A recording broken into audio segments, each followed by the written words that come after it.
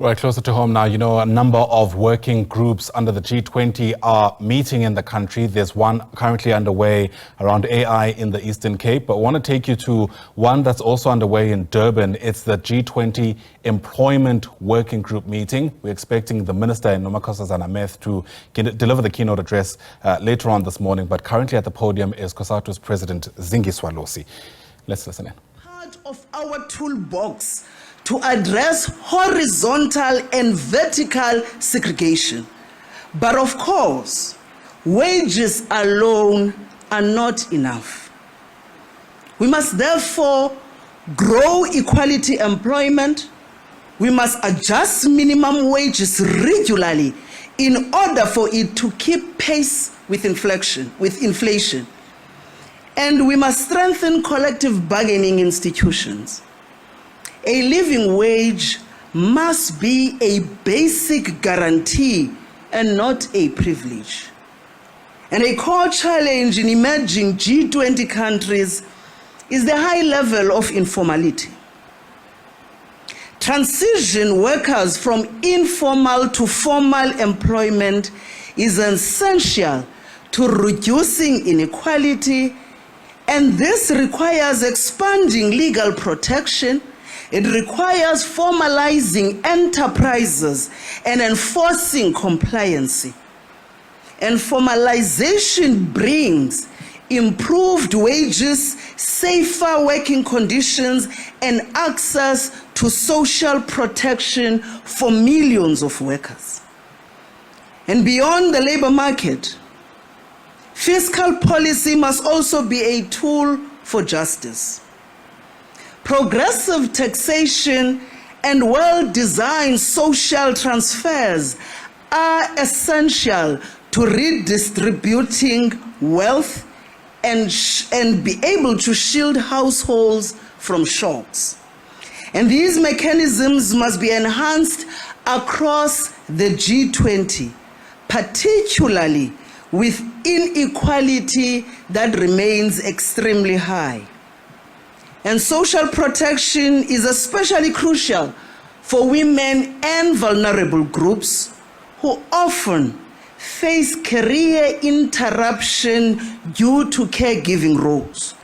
And therefore, Program Director, as we respond to the climate crisis, we cannot ignore the intersection between inequality and environmental justice. And so, a just transition must be central to our climate agenda.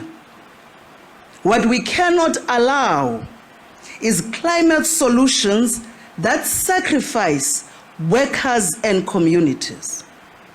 Without proper planning, we indeed risk worsening poverty and inequality, further eroding democratic stability. So the G20 Employment Working Group must prioritize a just transition that protects jobs, that strengthen the states, and invest in public goods and deliver decent and sustainable livelihoods.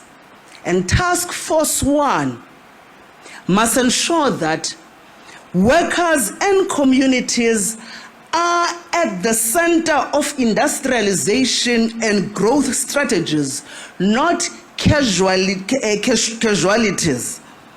And ultimately, reducing inequality demands comprehensive and context-specific policies.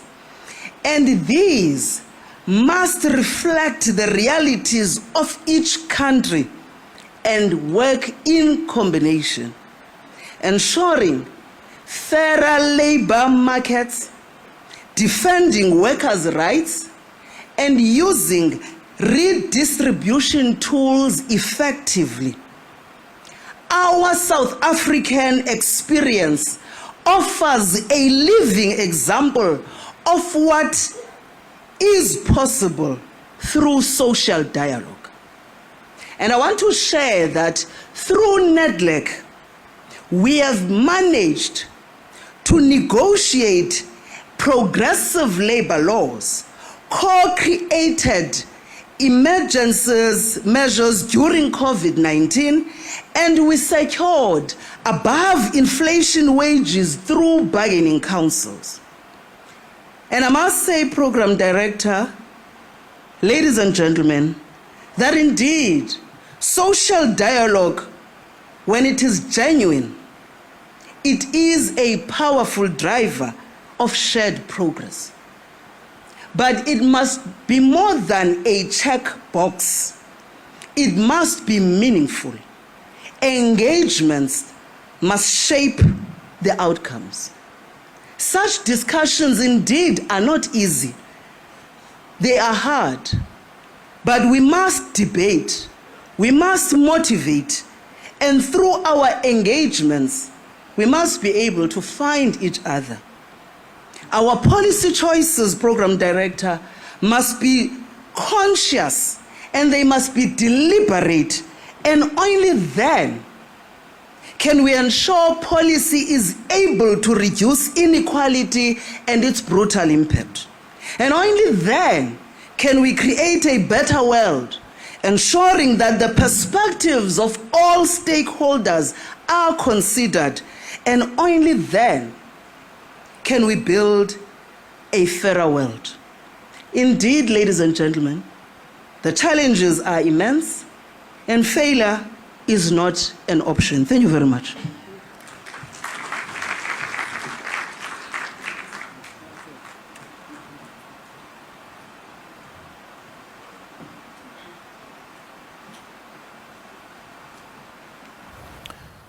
All right, once again, those are live officials from Durban in KwaZulu-Natal. The second employment working group under the G20 is well underway. We've just heard from Zingiswa Losi, the president of Labour Federation, COSATU. No surprises, of course, coming out to bat for workers in many ways.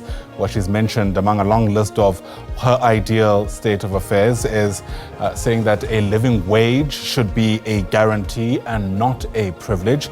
What I also found interesting is remarks where she's essentially said that fiscal policy must be a tool for justice. And that might resonate, of course, when you consider what's at the heart of the debate around the budget here at home, which includes an increase in value-added tax, the fiscal framework being adopted by the National Assembly in the first step of adopting the budget, if you like, last week. And Zingiswa Losi saying progressive taxation is crucial for wealth redistribution. And we know, of course, the big pushback against an increase in value-added taxes that it's not progressive. It's a regressive form of taxation that disproportionately affects the poor. Of course, those who agree with the current spending plans are saying that there's a whole host of measures that have been introduced to mitigate against that, including increasing the basket of goods to offset it. But Zingiswa Losi, of course, I imagine would have a lot to say about that.